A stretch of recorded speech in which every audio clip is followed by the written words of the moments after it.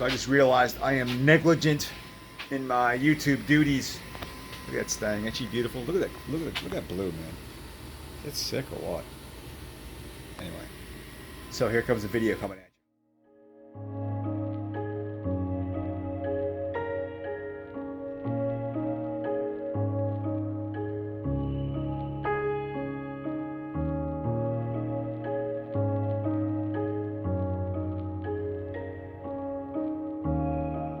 Hey guys, what's happening there? Hope everybody's doing well. Today is Sunday the 20th of December, and this is SITREP 50. I can't believe that, man, we're at SITREP 50. Yeah, just over a year. That seems like an awful lot, right? Was it 52 weeks in a year? Yeah, so I pretty much kept pace with one video a week. I'm impressing myself. I'm coming at you from the cabin of the Mustang. This is my 2017 Mustang, and it only had 4,600 miles on it when I bought it. Got a really good deal on it, and it's an Oklahoma car. It's a 5-speed. I'm sorry, 6-speed manual. So I'm thinking that it literally sat on the lot there for 2 years, and they only put 1 mile on it. 1 mile in 2 years. So literally, it had like a couple people test drive it and nobody wanted it. It ended up going down to Texas and was sold down there in 2019, and the person only had it, drove it for 4,600 miles, and then it went up for auction, and who was it? Carvana bought it, and that's where I got it from. So let me see if I can, sitting on the dash here. Here we go. A little bit of steering wheel, sorry about that.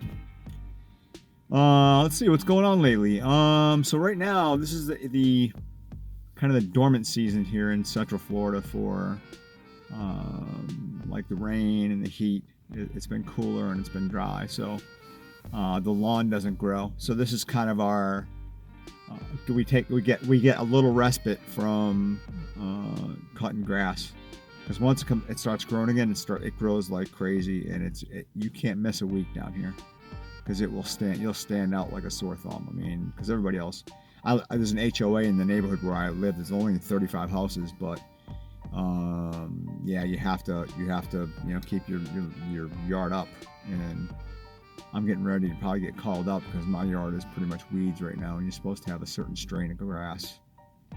Some of these, this is phase 3 of our development. Phase 1 and 2, they're super strict.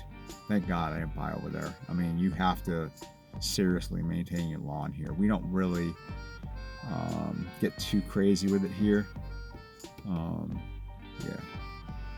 So I'm looking at my notes down here. The website. So the website, I had until this past February the 18th. This past Friday, not February, Friday the 18th, to decide if I wanted to scrap my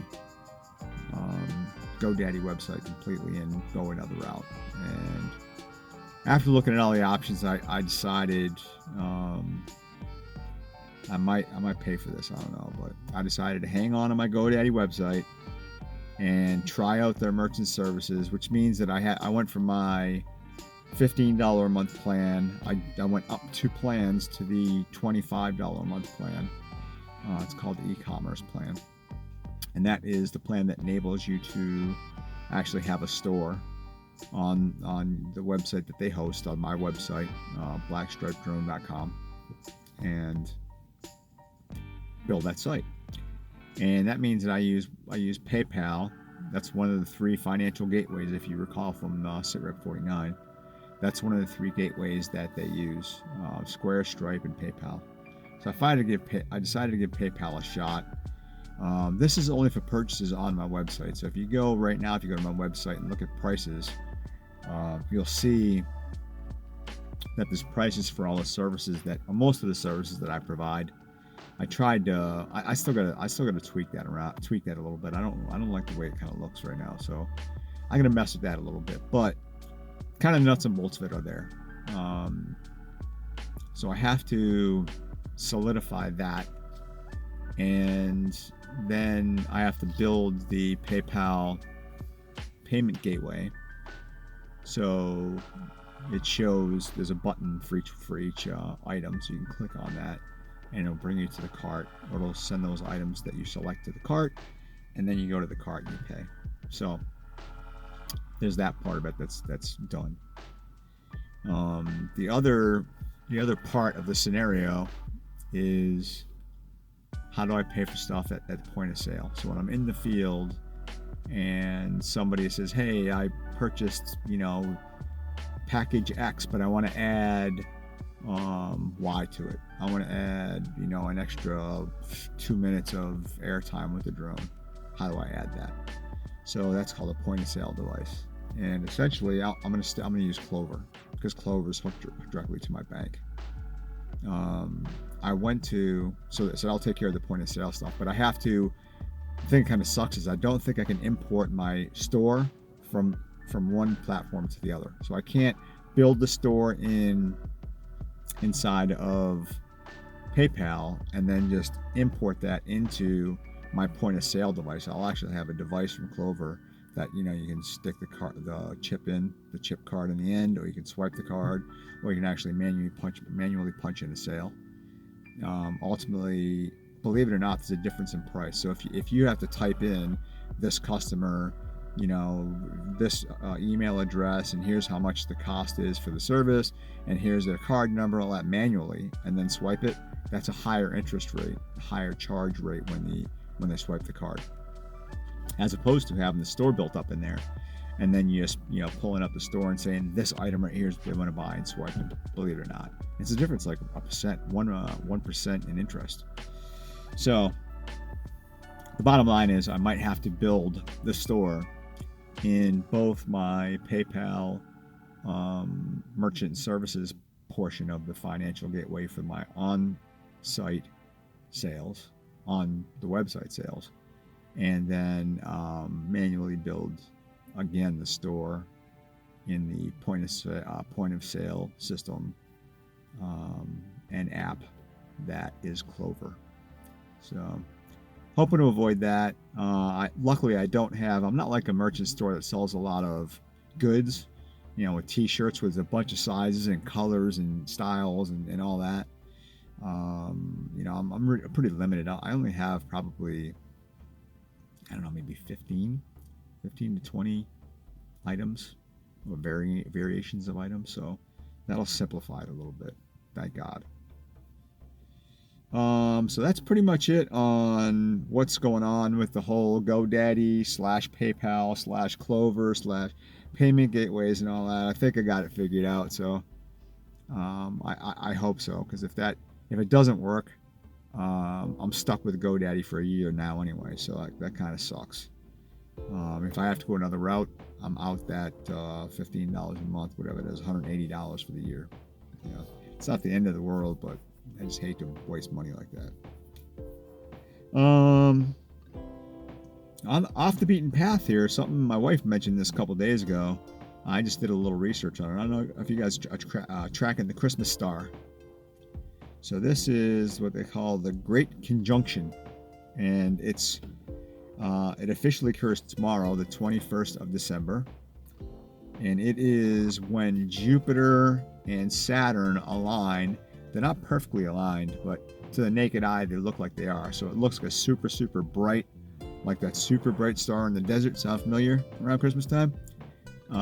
Star in the distance. And the last time that these two particular planets, and they're very bright planets to begin with, but the last time that they were in the sky aligned this closely was back in 1623, apparently.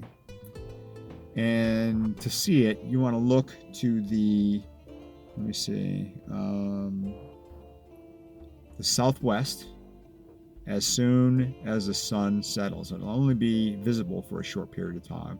And it's not just tomorrow it's visible. It'll be visible, it's actually going to be visible tonight, the 20th, and also maybe visible as for the next couple of days. But tomorrow is when it's going to be the easiest to see. It's also the shortest day of the year, right? The solstice, I guess they call it. But you want to look just over the horizon to the southwest. And that will be the Great Conjunction. Now, something else kind of cool about it, if you have a pair of binos or even a telescope that's capable of at least 7 by magnification, 7 times, you not only should be able to see the 2 individual stars, like a little bit of a space between them, but you might also be able to get a decent view of the 4 moons of Jupiter. That's kind of neat. So, and I guess you might not be able to see all 4 at one time because they're in different locations around Jupiter. But if you wait and as everything kind of rotates, you should get a view of all 4 apparently. So that's kind of cool. Kind of cool. Got my notes here as usual. Getting forgetful in my old age, Something kind of suspicious lately. So, I was in the Army for a long time, and I'm not the kind of guy, I'm not a Facebook guy or anything like that, but I mean, it's cool to catch up with folks, but it gets kind of awkward, right? Like you end up talking about awkward things that happened 20 years ago, 30 years ago, and then you catch up for a couple minutes on what's been happening since, and then you each disappear back into the sunset again, And it's just been my experience. I'm just not that. It just makes me feel weird. I don't know. I think maybe it's a guy thing. I don't know. Maybe it's a dude thing. I don't know. But yeah, so out of the blue, one of my old soldiers, Eddie, pops up on here out of nowhere, and he subscribes. So hey, brother, it is Chris, by the way. Hey, Chris, how you doing? Sorry, I was having a brain cramp. I was like, man, I responded to. So everybody's tracking it. I responded to Eddie's comment last SITREP. He just kind of popped in and said, hey, what's going on? I miss you, brother, and stuff like that. So that was very kind, by the way, dude. I appreciate it. I miss you too, man. But yeah, it was kind of like, yeah, tell your wife, Chris, I said hi too. And then, so I've been thinking about it, and I even put it in my comment back. I was like, man, I hope I got her name right. But I did, because I remember Eddie speaking very highly and kindly of his wife, Chris. So it's definitely Chris. So I didn't forget you, darling. I miss you. I miss you too. Hope you guys doing well, and hope you're still equestrianismizing. Yeah, I make up words. It seems every SITREP I make up a new word. So hopefully you guys start your horses. I remember back when you got them back in, man, when was that? Early 2000s. So it's been a hot minute, huh, man? 15 years or so. So wow. Yeah, there's that. And yeah, so I don't know what's behind all of a sudden Eddie popping in out of nowhere too. Yesterday, I think it was one of my old soldiers that also deployed with me and Eddie, Reggie Carey from I think North Kakalaki. How you doing, brother? If you're one of my new subs, man, how you doing, Reg? Hope everything's going for you. I'm blessed as well, sir. And I hope you and the fam are doing okay, man. But he popped up on my wife's Facebook saying, hey, tell Bob I said hi and, whatever. So, but so it kind of seems weird that all of a sudden 2 guys from a previous unit where I was the first sergeant, we deployed together, kind of pop up within a week. All right. So that kind of reeks of somebody behind the scenes kind of puppetizing. So JD Farr, I'm guessing you or my son or somebody that knows the deal and knows all those old guys is kind of, putting the word out, where I'm at and stuff. So that's all good. Whoever's doing it, man, it's cool. I appreciate it. It's kind of cool to catch up with you guys. It's really good to hear from Eddie and Reggie. So, yeah, if there's anybody else out there, chime in, man. If you're not subscribed to the YouTube, then I don't know it's you. I can't see you. And by the way, I just realized Sean Jacqueline, my man Sean, is a new sub, and he is subscribed, so I can see his name and I can thank him. So yeah, if you're one of those guys out there that's one of my old soldiers, you need to sub and you need to man up and put your freaking name out there so I know you're watching me, because it feels weird. All right, don't make me feel weird, dude. Maybe it feels good for you to have your old first sergeant feel weird, but it don't feel good inside, so stop doing it. Where are we at? 14 minutes. You know what? I threw together this little video. I was just practicing my video editing skills with Shotcut, which is the one that I decided I'm going to use. It's free and it's adequate, right? But anyway, I'm going to share with you my review of Asha noodles. And one thing I don't mention in this little video is who the heck is that?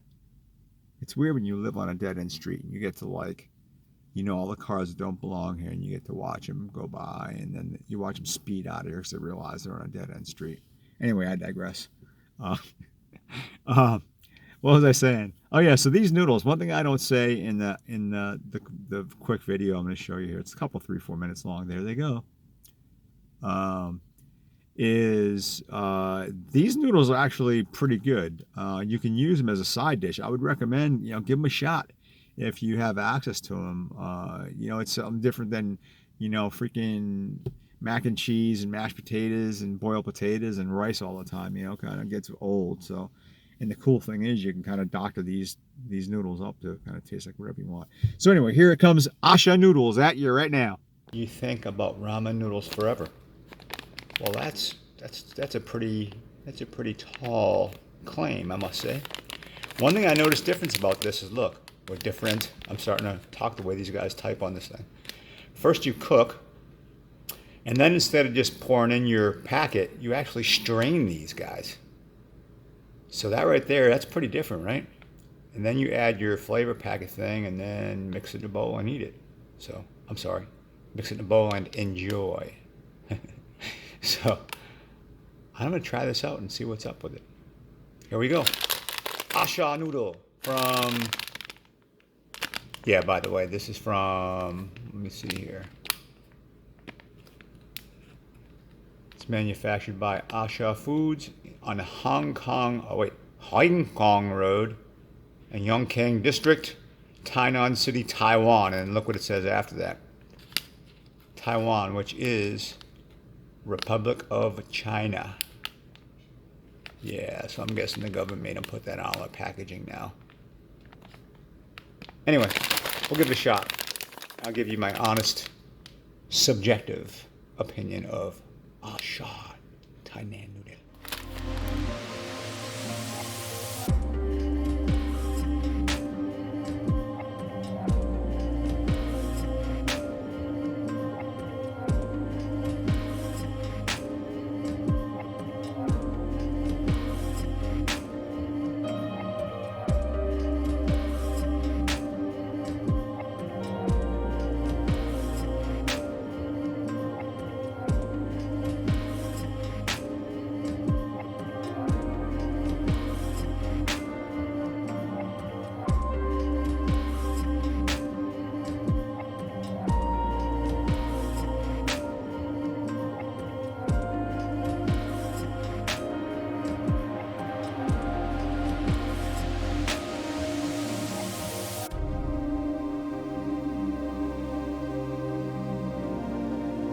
First impressions of Asha ramen noodles.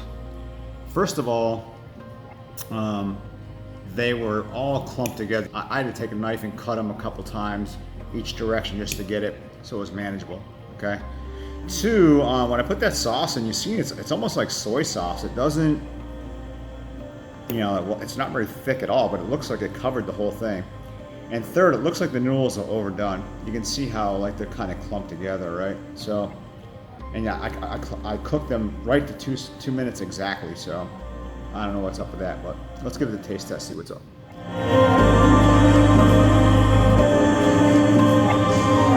Pretty good. The flavor is definitely different than your standard ramen, because those are like chicken flavor, shrimp flavor, whatever.